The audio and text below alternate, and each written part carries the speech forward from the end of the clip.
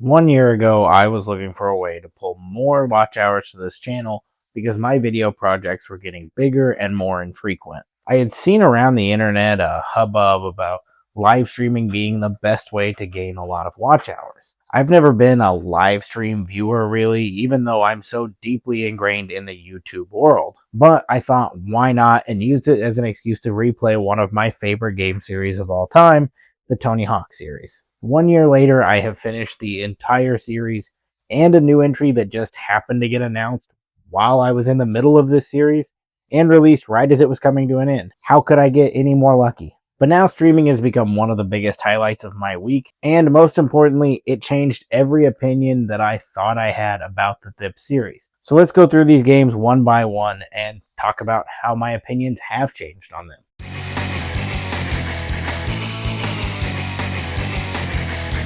Released on the Sony PlayStation in 1999, the dawn of the skateboarding game craze, and honestly, it's dated as a box of dates. Do dates come in boxes or bags? Do we know? Do we know how dates come?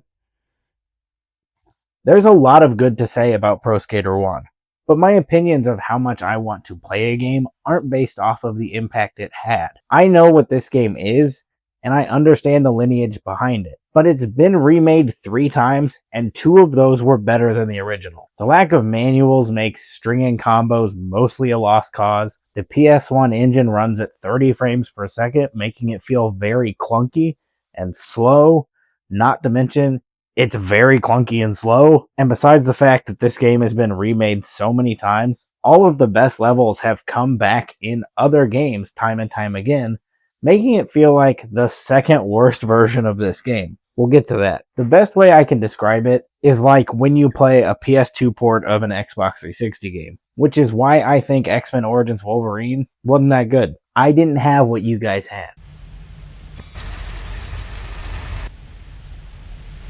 I'd know that stink anywhere.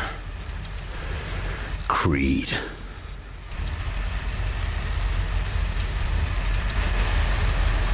It sounds like I'm entirely bashing on this game.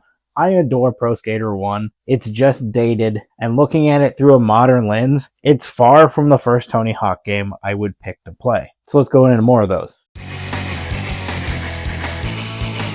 Now, I'm probably going to end up with getting a little bit of hate for this one, but Pro Skater 2, just like Pro Skater, just feels dated. Which it should. It's over 20 years old. But also, it's about time somebody took this game to task, so I'm going to be the one to do it. The big drop mechanic, it's ignorant. The whole point of the Tony Hawk game series is over-the-top, arcadey, extreme jumps, absurd, impossible combo lines, and if you have to worry about falling too far and breaking your combo, then it just kind of takes some of the joy away. I thought this was impossible to avoid for nearly my entire life until finding out nearly 3 decades into my existence, that's right, 19 years old, that you can press X right before you land and the big drop doesn't affect you. Feels like that should be clearly stated somewhere, because I don't think I'm the only one who didn't know that. I feel like everyone thought this was just an impossible thing to avoid, and we all just found out at this moment. This game does improve on a lot of what Pro Skater 1 did by adding in manuals, having better level design that lends more to high combos, and adding in creative modes. And while I still think this game feels incredibly stiff and clunky, like I'm skating with cement shoes on, if I'm going back to the PS1 for nostalgia purposes, I'm probably going to pick up Pro Skater 2 over 1 9 times out of 10. Oh, and the cash icon collection thing sucks. That never needed to come back. Those should have stayed in 2000 just like the towers. But they kept on going through the years, and look at where that got them. As we make our way into the PS2 era, we land in the peak of the 2-minute timer era. Regardless of what anyone says or thinks, Pro Skater 3 was the perfect 2-minute timer Tony Hawk. The goal list was perfect size for every level. No level was too big or too small. This is the game that really kickstarted the trend of these games having a Mary Poppins bag full of unlockable characters. It was also some of the best the series ever had. I think it's more common that people think about Darth Maul and Wolverine in this game over Shrek and Thug 2. But once again, getting ahead of myself there. We gotta really bad. They also introduced the revert here, making it feel like you finally have a full toolkit to skate transition between vert and street. And even though the engine isn't as advanced as it will later become, this version of the Pro Skater engine is one of the most streamlined feeling. Tony Hawk's was an annualized series for almost a decade. When you're putting out a new game every single year, the improvements are pretty incremental, which makes it feel like Pro Skater 1 and 2 are the general idea, and then 3 was the finished product. Like they were the betas, and this was kind of what they were working towards the whole time, to put it in modern terms. I can go on about this game for hours. It has some of the best levels of the entire series. The customizability of everything from your own skater to the pro skaters to the parks. You have more control over everything in this game than probably any other game in the entire series, and it's easily cemented as the best of the 2-minute timer era.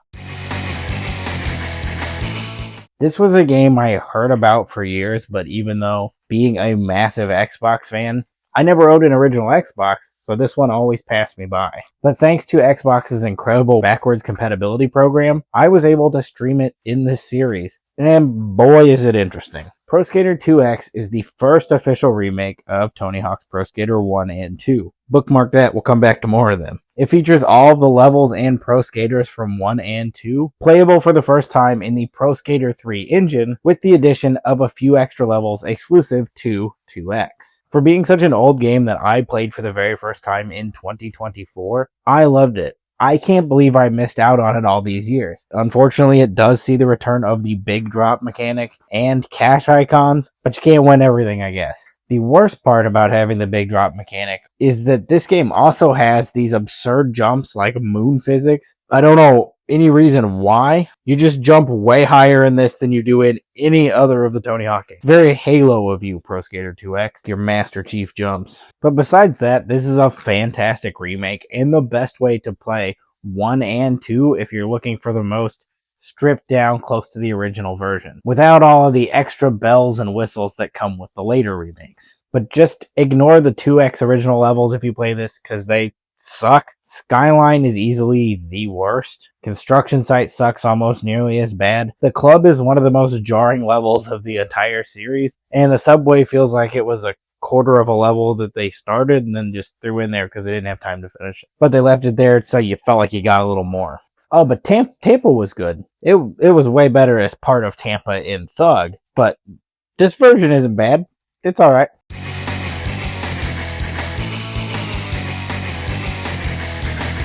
If you didn't hate me for my Thips 2 take, then this one might do it for you. Yeah, I'm notoriously a Pro Skater 4 hater. I've said it many times publicly, and I'll say it again. Pro Skater 4 walked so Underground could run. This game goes back to what I was talking about during 3, that all of these games are stuck on these yearly cycles with the most incremental changes. So any big sweeping changes they want to make to the series usually takes a buffer entry in the middle to halfway get it there, and that's what Pro Skater 4 is. This is the first game where they ditched that 2-minute timer, but they did it in the most obtuse way possible, leading to what feels like the slowest experience of the entire series. I'm going to say of the entire series a lot, because I'm talking about the entire series. Almost like playing through Thips 4 and Oblivion feel like they take the same amount of time. Instead of having a set goal list that you run through, you have to find NPCs around the level and talk to them, which will then start a timer and a goal for you to do, with that timer ranging from 2 minutes to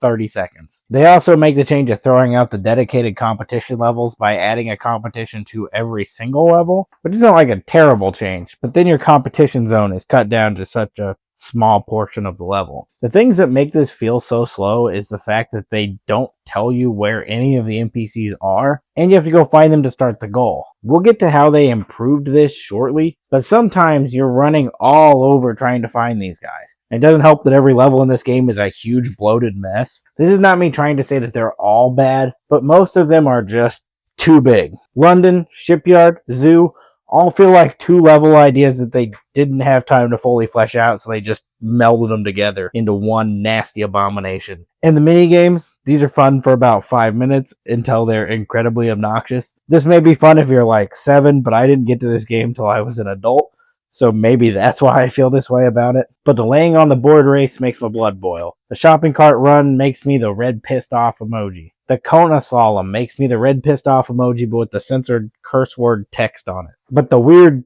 hose slapping each other under the overpass thing, that makes me laugh. Why is that here? I don't know, but I find it hilarious. Why would they add that in? There's no purpose for this.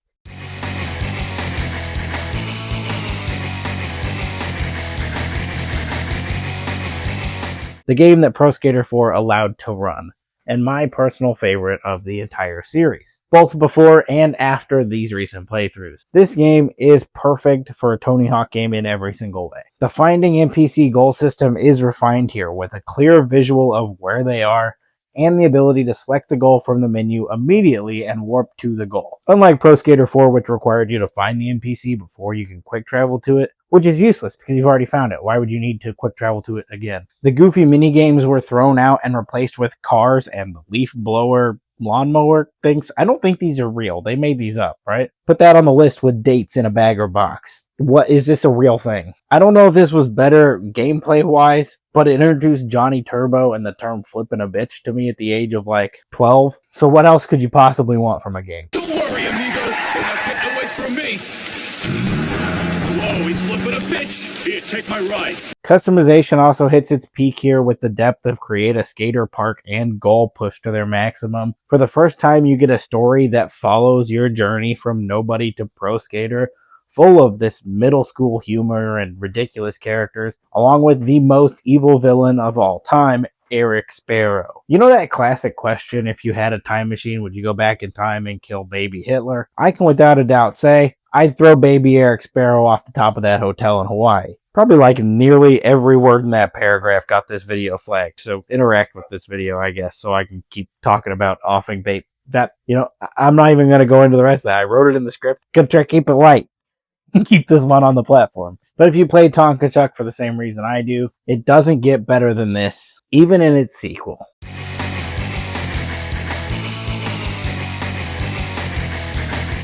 This is the one that everybody talks about the way I talk about Thug 1. It seems like over the years people have started to lean my way a little more and not be into the jackassification of skateboarding, but this game does some special things in its own way. This was in the era where Thps couldn't miss the top of the top in the eyes of the people, but unfortunately, Thug 2 takes a backseat in the story department. If Pro Skater 4 walked so Underground could run, Underground ran so Underground 2 could get a piggyback ride from Bam Margera. As much as a dig as that sounds like, I'm not trying to take a swing at Thug 2 or Bam. I'm actually a very big fan of both of those, even through all of their ups and downs. I'm not in rehab.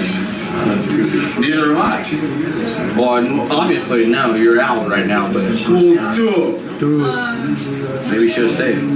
Maybe we should get a fatter head. It's just a massive shift away from what was built in Thug, making American Wasteland feel more like the natural successor. But back it up again. We're still on Thug 2 territory, and I don't want to get ahead of myself like I have been every single game. I said I liked the wacky characters and the middle school humor of Thug, and Thug 2 does that, but it takes it to the highest of extremes. Instead of giving you the serious story of a skater's rise to fame and navigating the drama of betrayal with a little bit of Todd sprinkled on top, Thug 2 hits you with a car of wackiness. And that's the whole game. Steve-O on a mechanical bull car, turning New Orleans into a zombie-infested wasteland and then diving into hell to stop it. Essentially committing acts of terrorism across the globe. It's just zaniness all the time. This one does blend the two styles of the Hawks game together the best by taking the mission starts out entirely and just kicking the timer on when you start doing the goal. If it's a combo line goal, you start the line and the goal is going. No need to slow down the gameplay by chatting with a racist Asian stereotype McDonald's chef. You must learn some old skating techniques. We'll start with the no comply.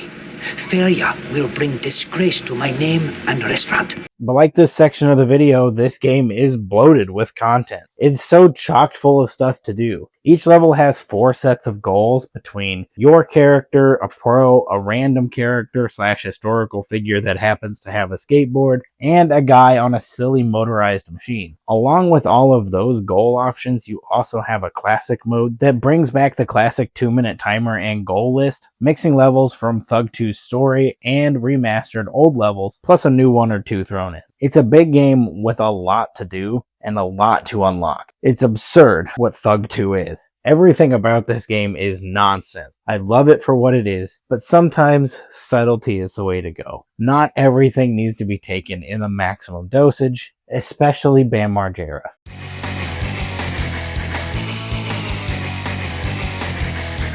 Tony Hawk's American Wasteland is the game my opinion might have changed the most on. THAW was number 2 for me since it was released, but I think it's passed that title on. The Thug-style dramatic story is back, but this time stuck in a fake open world Los Angeles, and to ground it even more, instead of becoming a pro skater to travel the world, the whole goal of the game centers around building a skate park. But the thing that has it knocked out of the number 2 slot is the thing I realized the last time I played it in 2016, and even more this time through. The majority of this game is a tutorial, to the point that 2 goals before the last one, I was learning how to do a bone dolly. That's hit next twice. Basically, this whole game is learning each tool to add to that Tony Hawk tool belt that I can't stop talking about, with a competition dropped in the middle of it. It's not a bad game, it just never lets you use your skills to their full potential, because by the time you have all the skills, the game is over. If you want to do that, you do it on your own time,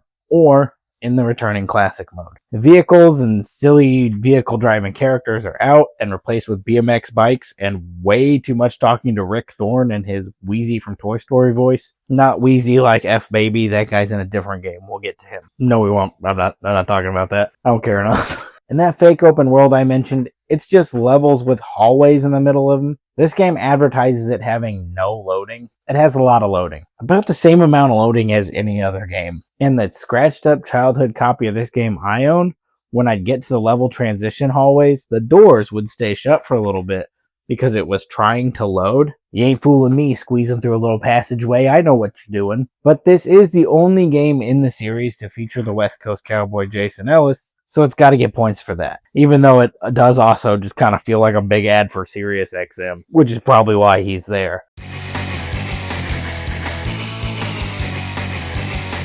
The bizarre black sheep of the series, often considered a spin-off, but if 2X counts, so does Downhill Jam. The game, not the level. The game that retrofits Tanya Hawkins' gameplay into a downhill racer, trading in big airs and combos for hauling more ass than Sir Mix-a-Lot down a hill. I loved this game during my multiple family video rentals, but with the requirement of finishing it, it lost a lot of my nostalgic goodwill. It's great for an hour or two, but after that it starts to become a repetitive slog of doing the same exact tracks over and over again with a couple of feet added onto the track each time you return to it. Whether you're racing through rings or racing with other people, or tricking down the hill for the highest score, the game always feels really samey. It also feels like it's 30 hours long. It took me 10 hours to make it through the whole thing, but I was checked out by hour 3. Plus the loss of the pros, they've all been swapped out for these random cartoon characters, and most of the creative modes being stripped out except for a skater. The game has a very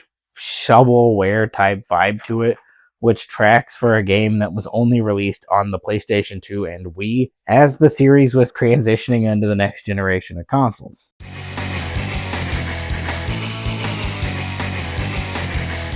Released on both the 6th and 7th generation of consoles, I took a run at the 7th gen version for the first time for this run, so that's the one we'll be talking about. Even though I grew up with the 6th generation version, which I will go on record as saying is probably a better game, Tony Hawk wise, this one has its own little things that are kind of special. This version takes another run at the open world thing, but actually does it successfully while also taking another run at the serious going pro storyline. But this time, instead of Stacy Peralta and Todd, his name is Earl takes you under his wing to earn sponsorship deals and do demos with pros in a fictional city, taking a page out of the Skate playbook. Actually, Skate took about everything it is out of the Project 8 playbook, and I didn't realize that at all. They took the more realistic style and bumped it up a little bit. The Thomas the Hawk engine still keeps some of the arcade energy here, but like I mentioned above, the fictional location that blends various places, Skate loves that. The Hall of Meat missions that's just trying to hurt your character as much as possible, that starts here. Coach Frank, that's right, Jason Lee's Coach Frank character made his first video game appearance here years before Skate took him in. While Skate did the majority of them better, the Skatebird did it first, as always. But the whole game does look like it was AI generated. The Create a Skater is wildly stripped down, so much that nothing looks good anyways, so what's even the point? They kind of lock you into each of these, like, categories, and you can only choose the looks of that category. It's really goofy. And the move to the more slow, realistic style really clashes with that classic arcadey gameplay they keep trying to bring in. Plus, nail the trick.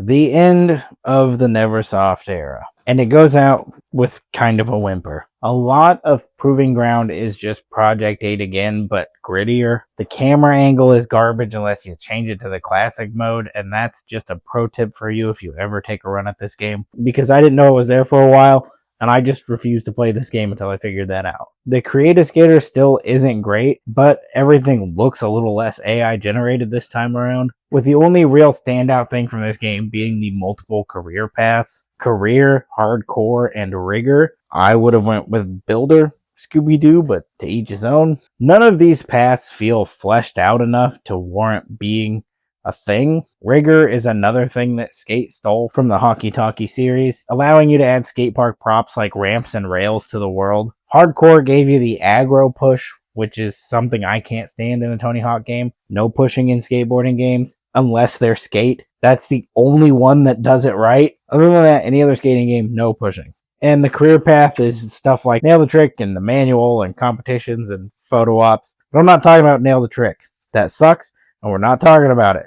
It doesn't work, and also it sucks. But taking a step back and looking at Proving Grounds, it really doesn't do anything that special. It feels like it's trying as hard as possible to be something it's not, as Neversoft was preoccupied with its new cash cow Guitar Hero, leaving skateboarding behind in the hands of EA. A sad fate for the Neversoft legacy, going out with a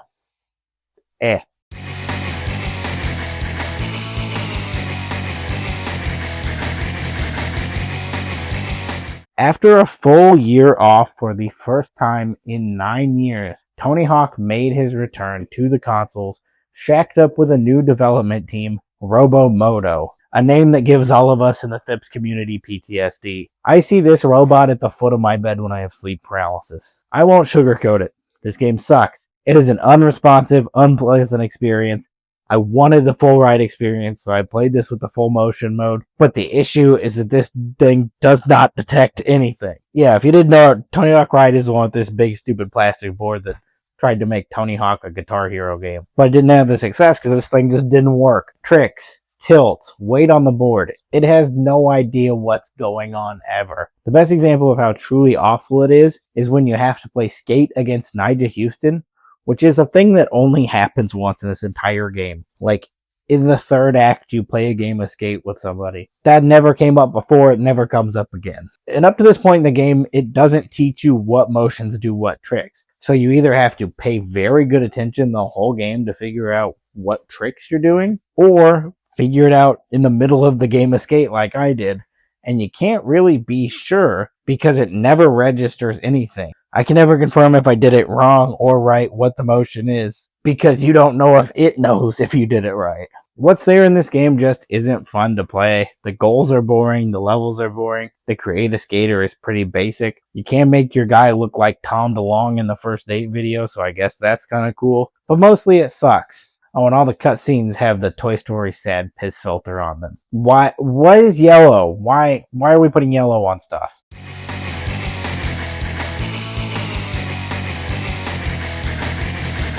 I'm not going to sugarcoat it. This game rocks. No, not really, but it's much more serviceable than Ride. People tend to throw this into the Ride awful bucket, and I don't think it's that bad. I mean, I never did the snowboarding campaign, which just seemed like more of the same with less tricks. But the main skateboarding game was fun enough. It locks you into the on-rails mode, which makes it much easier to play when you aren't constantly fighting the controller. I use the same board for both games, but this one feels drastically more responsive.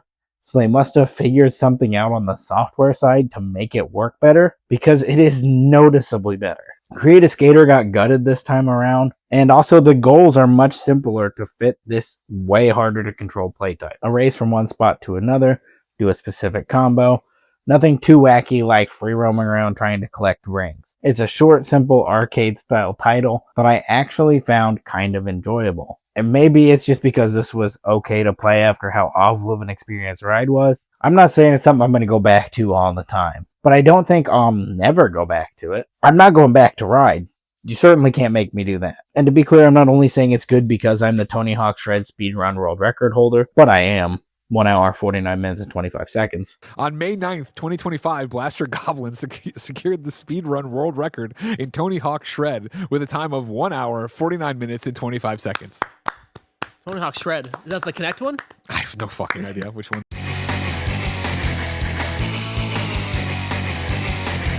Do you remember when I said 2 of the 3 remakes were good? This is the other one. Pro Skater HD was Robomoto's first attempt at a traditional Thps title, and boy did they absolutely whiff it on every chance they got. First off, I can't stand the cel-shaded graphic style Robomoto uses. They used it in Pro Skater HD and also 5. It sucks, it's used as a cheap way to hide bad graphics, and I don't like it. They brought the big drop mechanic back, because fans were begging for that. But also the jumps are way too low, they don't go up high enough, the speeds are way too slow, and the spins don't spin enough. They really nailed their goal of making it an HD version of 1 and 2, because it's equally as obtuse to control as those were. Actually, it may be even worse. Not only does it feel wrong, but it also strips out a majority of both of these games with only 7 levels. 3 from 1 and 4 from 2. There's no custom skaters, and only 3 original skaters make their return, with the rest of the roster being made up of newcomers. It did add Chris Cobra Cole into the mix, but what an unfortunate run of games that guy got to be in. The 360 version did let you play as your avatar, but I don't think anyone is begging for that over a Create a Skater mode. At the time when there was no easily accessible Thps game, this kinda did the job, but it really just soured everyone's general feeling on the series. Now it's just kind of a novelty, as you can compare it to the multiple good remakes while having a real tangible representation of how bad something can be. But it can get worse. Without a doubt, considered the absolute worst game of the bunch. So bad that the Ninja Turtles couldn't allow it to be their only appearance in the series. How many times do I have to tell you? We're getting there. For the first time, Tony Hawk tried to be Skate instead of the other way around, and it completely broke this game for the future that we currently live in right now. Skate does this always online thing where everyone is just skating around your world, almost like background characters that you can choose to interact with, but they're real people. But also it does this in an open world. Thps 5 puts you in a segmented off level, so it has to connect to a server every time you start a level, but you can't do that anymore, so you have to disconnect your console from the network so it can throw you into a private game. There's no way to select a private game, you just have to have no network connection. It also drags you to a new server every time you start a goal, and it does this every single time you start or end a goal, which means you will spend more time turning off and on your network settings because it will just close the game entirely if you leave the network off, not on your home Xbox. The digital future is awesome, and that's just making the game playable. All of the issues of HD apply here.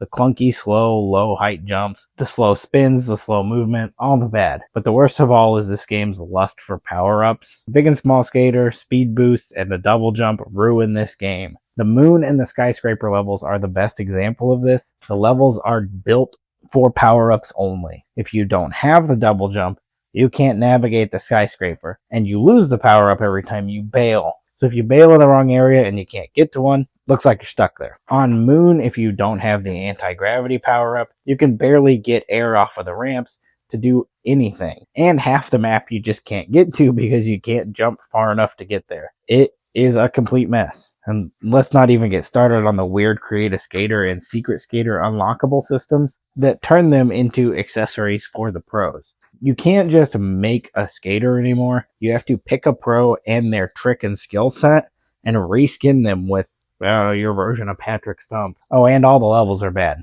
They ruined Warehouse and School too. Somehow they made them both suck. Those are like the most iconic levels of the series.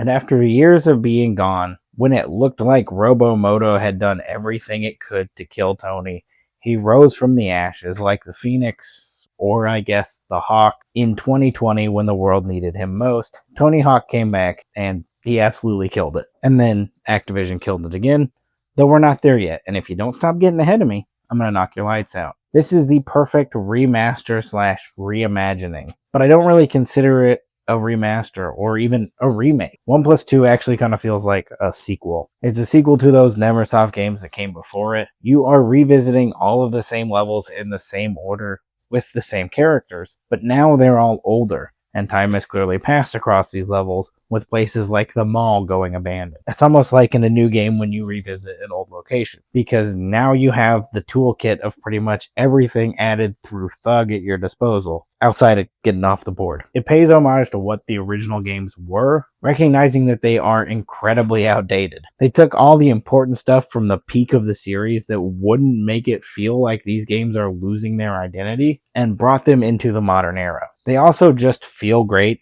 It's snappy, but not in the way that Pro Skater 5 was snappy. You know, that one like slammed you down onto rails when you weren't trying to get on them. It also feels smooth and fast-paced. They stripped out the big drop mechanic because clearly nobody wanted it. They brought back custom skaters and custom parks. Of course, they're not as robust as they were in THUG and THAW, but they're pretty good unless you wear glasses. For some reason, they have something against glasses. We're not really sure what that is. The graphics are better than Robomoto did it. Nobody looks like a cartoon in this game. It is a masterclass on how you do a remake. But like I said, it's not one. It is not without its complaints, though. I know a lot of people have an issue with the multiplayer system. I'm not that kind of guy. I'm not in the multiplayer community, but I get it. Also, the leveling system is ridiculous. It goes on for way too long. I've been playing this game since it launched on the same save file. I finished nearly every single person solo tour. Some of them I finished twice because I accidentally reset the progress of the tours, but it keeps your level progress. And I'm at level 60 something out of like 100. They way overestimated how much people were doing in this game. But for the most part, they saved the Pro Skater franchise, and then it died.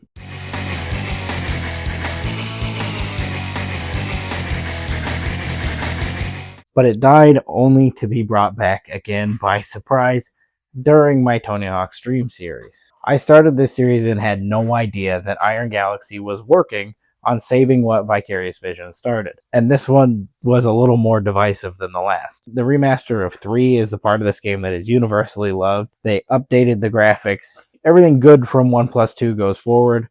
The Create a Skater, the controls, the trick tool set, the entire roster of skaters, it's all here. And they put all of it into 3 and it works flawlessly with nearly the exact same goal set from the original game up until Cruise Ship, where things get a little different. 4 is where people take issue because they cut out the NPC garbage and set it up with the 2-minute timer like that game always should have had. Now, to do this, they did have to drop some of the goals to fit it within the same gameplay format. Some of the levels were relegated to competition levels like Kona and Zoo, which are arguably 2 of the worst levels in Pro Skater 4, so who cares, right? Apparently, a lot of people, because they got real mad. But honestly, I think that this is a better way to play Pro Skater 4. I enjoy it much more in the 2-minute format. And if you don't, and you want to play it more openly, they've given you the option to crank the timer up to an hour, so you can do each goal at whatever pace you please. 3+4 is actually surprisingly customizable, as they have added in a bunch of gameplay modifications, like unlimited balance for all of the different balance types.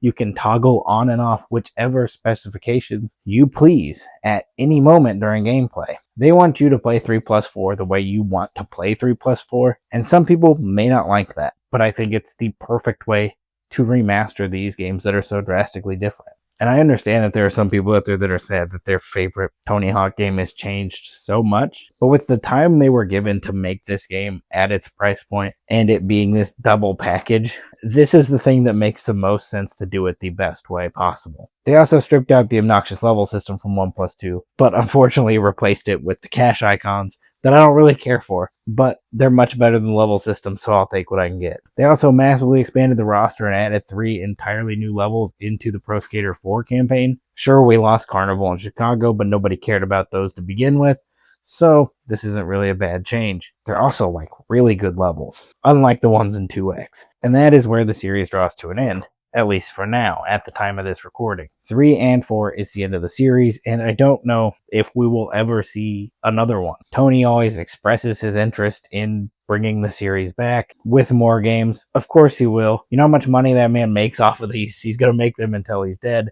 and then try to make them afterwards also. But because I have to get some engagement on this video to push it a little farther, because boy is it a big one, and not a lot of people are going to watch this thing all the way to the end. But if you did, please let me know which one of these is your favorite Tony Hawk game in the series and why. They always say I had a question at the end of these things. Go ahead and leave the subscription or a like. They're free. They don't cost you nothing. Go ahead and hit the button, dude. Also, if you want to see the series I'm currently streaming, I'm doing Dead Rising every single Friday at 9ish p.m. Central. You can tune in there, hang out with me live. But I've been talking for a while, so I'm going to stop doing that now. And I'm going to leave you with these two videos here on the screen.